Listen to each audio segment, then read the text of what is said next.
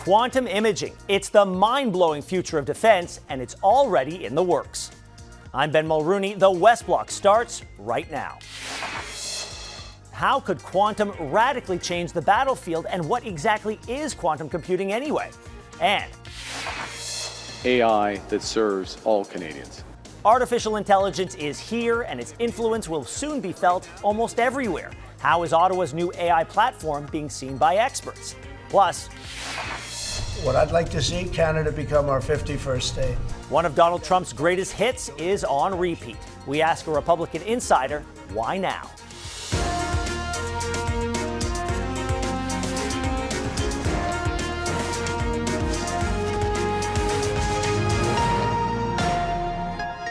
Ottawa has finally unveiled its artificial intelligence plan, and it's worth more than $2.3 billion. Called AI for All, the plan covers 6 pillars: protecting Canadians from harm, AI skills training, business adoption, digital sovereignty, helping AI companies scale, and building relationships with allies. Under our strategy, the government will introduce new legislation, regulations, and standards to protect your data, your privacy, your children. But most technology comes from foreign tech companies, opening concerns about others accessing Canadian data. That creates real risks that foreign entities could access Canadian data, deploy AI products that shape Canadian lives without reflecting our values, and tilt the playing field against Canadian firms. Joining us now is Lance Ulanoff, editor-at-large for TechRadar. Thank you so much for your time, and let's jump right into it. What did you think of Canada's AI announcement last week? Well, it's comprehensive. They seem to check all the boxes with investment, data protection, looking at all the various sectors that are affected by it, really trying to have a comprehensive approach to a real AI program that's going to affect millions of people in Canada, and maybe put Canada on equal footing with their neighbors down south, because there's a lot of, obviously, innovation and development happening there, and most of the big AI companies are based in the US right now. Well, that dovetails very well into my next question. So much of the tech used for AI is made outside of Canada. Any concerns about foreign entities accessing Canadian data because of that? No more so than any place else. I mean, look, in the U.S., we've just gone through a period where, we've really been trying to make sure that the tools that we're using, even just, consumer software, is made in the U.S. so outside entities can't see our data. But AI is being developed at scale all over the world. And a lot of the data that's been used is scraped off the internet that's global. So, it's a concern, but it's not the primary concern for Canadians, because I think the bigger concern, certainly for businesses and Canadian leadership and Canadians at large, is that they stay in step with the rest of the world on AI development. So let's move on to the question of trust, which is one of the pillars of Ottawa's announcement. It is felt by a lot of Canadians. And just one example, there are AI-generated newscasts on social media. They look very realistic, but they can report on events that never even happened. And they're only getting better and only getting more realistic. Does any of that worry you? Oh, constantly.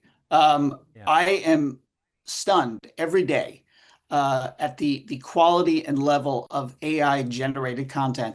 Just a little side note here, because he's from Canada originally. William Shatner has spent the last couple of days online telling people that a JCPenney ad from 1970s featuring him in his outfit that's related to Star Trek is not real. It was AI-generated. But the quality of it is so good that it's passed around. And that's the thing. We can't get ahead of the lies that can come out of AI-generated content before they're spread around the world. So yes, it's a very big concern. You want watermarking in this, but I think that we're in a period of time where no one has figured this out yet.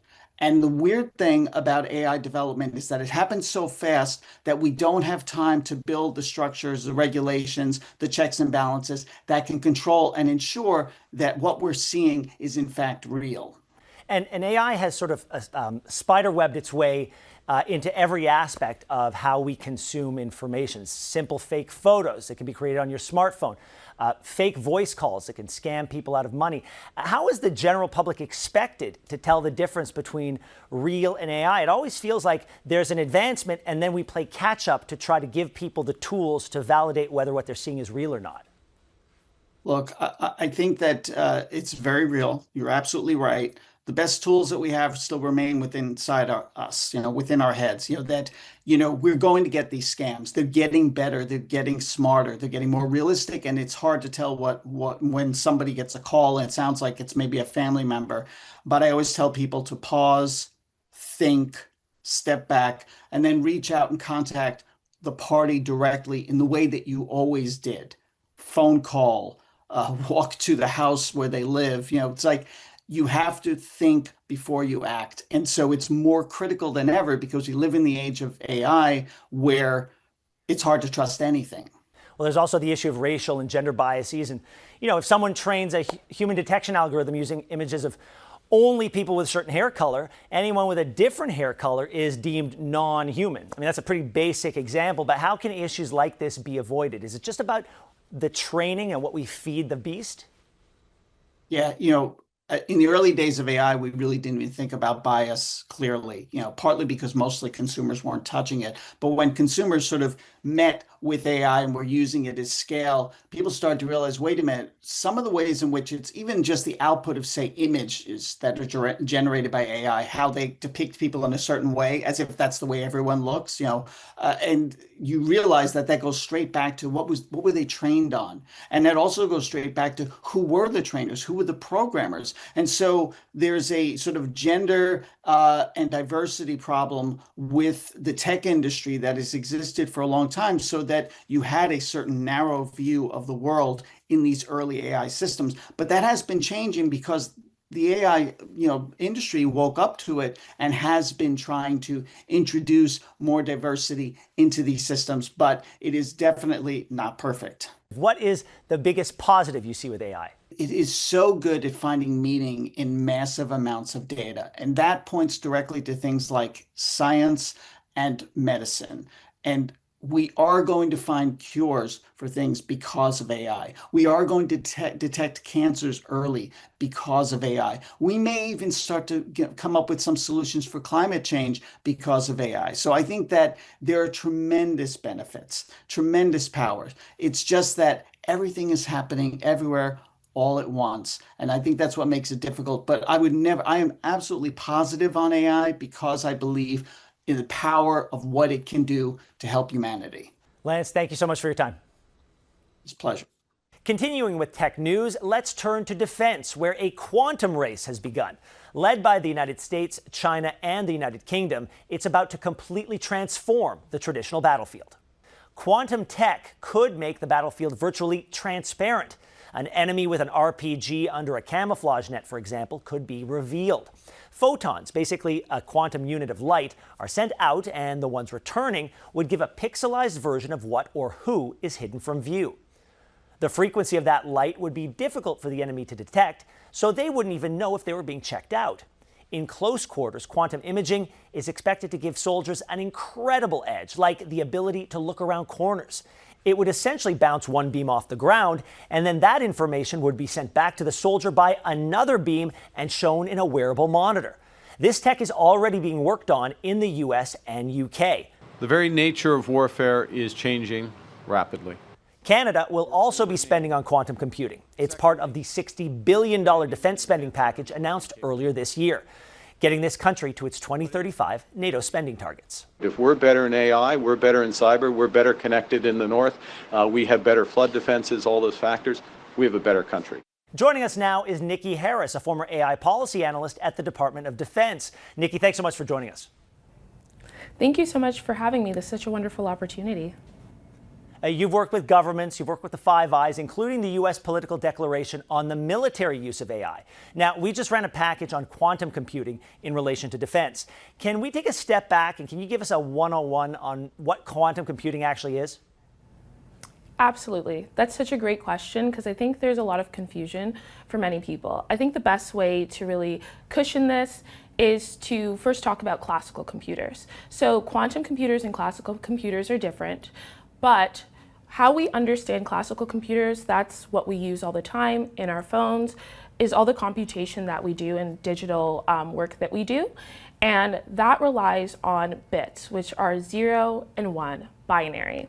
With quantum computers, it's different because we're using qubits. So it's no longer just a binary system. So what you're seeing is zeros, ones, and then anything between on a spectrum. And this allows us to do harder, more complex computations and different types of problems as well, which in this case gives us more possibilities for what we can do and works exponentially faster on these problems. And when thinking about this in a defense context, it does provide us with a whole host of theoretical opportunities that are going to come along the line, such as material advancements, as well as potential opportunities with advanced AI. But it also creates a threat landscape that we think a lot about, and that's breaking our current encryption systems because it is able to operate exponentially faster than what we've been able to do in the past, where it would have taken a classical computer millions of years to do something and break our encryption in this way. A quantum computer will theoretically be able to do this in seconds. Niki, we have a bit of a window into how the US and the UK are using quantum in defense, but China is also a leader in that sphere. How do you believe that country could use quantum in, for example, the far north? Definitely. This is something that we certainly need to be thinking about because it is one of the strategic areas of development for many countries, including China. And we know that China is also operating in the Arctic. This is something that we're thinking about at the Department of National Defense. So the ways that we see immediate applications that could be useful for Canada are things surrounding, for example, quantum radar, where we'll be able to see the environment a lot clearer and be able to operate in that environment much better, largely because when you're up there, it's a much harsher environment, it's harder to navigate, but because of the precision that quantum offers, we'll be able to be much stronger in that way.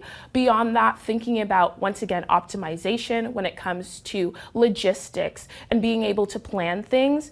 Once again, quantum offers the precision that we didn't have before. And then also some areas that are still being explored are the ways that we can use AI in quantum, potentially even regarding large swaths of data that we're collecting up there, and still in the process of continuing to understand how we can apply those things. But those are some of the areas that researchers and those that are moving outside of the lab are operating. But even beyond that, thinking about the geostrategic nature of quantum, states are really positioning themselves well to be winners in this, especially because when we're thinking about the cybersecurity threat, once again, talking about asymmetric warfare, they want to be the first to develop, for example, a quantum computer that would give access to all this information that we don't currently have access to that would be incredibly useful in battlefield settings, but also just beyond that.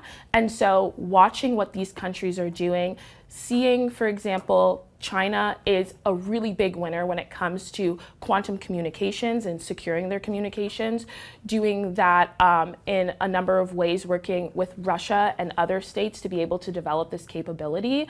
And this is something that Canada needs to get ahead on, that we need to continue to invest in and be leaders in, because there's just, being in an information economy, this is so incredibly important for us to be able to protect. Niki, last question. How far behind is Canada in all this technology and all this research?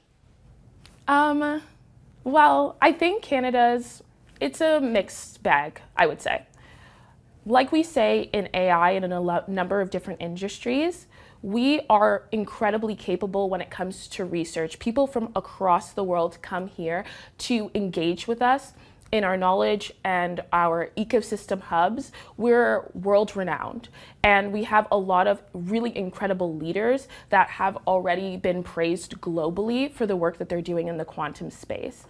And so you're thinking about ecosystems like in Waterloo, in Toronto, Sherbrooke, Calgary, Vancouver. So there's a lot of really great stuff that's happening here. However, of course, there is the concern about commercialization. Will we be able to capitalize on all the great gains? Another aspect is we have great talent here in Canada, but will the talent want to stay? My experience working in AI, we had a lot of similar conversations, but I think what makes quantum a little bit different is that we're still fairly early on in the process. And so there's a lot of time for Canada to capitalize on this, but we need to take actions quickly, continue to make investments. We see, for example, that America has their DARPA benchmarking program, which has a number of different quantum companies, some of which are Canadian that made it to the second round, which is really exciting. And then Canada also came out with our Quantum Champions program. These are great first moves, but there's definitely more that we can do. And I would also add, in terms of the cybersecurity component and post-quantum cryptographic migration, which helps us to protect all of our information, as well as to reinforce our encryption. We're making a lot of moves. We're in line with a number of different countries like the UK, the US, but certainly more that we can do in that area, because right now, the government has implemented mandates for government departments to migrate. However, I think there are a lot of slow movers. Most departments don't fully understand what they're doing, is what we're hearing, and they're looking for support because it's a very onerous task, and it's not something that can be done once the quantum computer comes online because of harvest now, decrypt later, and things like that. We need to start moving very quickly, and we can't wait for people to be skeptical and just see a quantum computer here. It needs to happen now. And so really encouraging government to push for this and not just stop at the governmental level, but also pushing for industry so that we can protect our economy in a number of other areas. Niki, thank you so much for your expertise. Thank you for having me.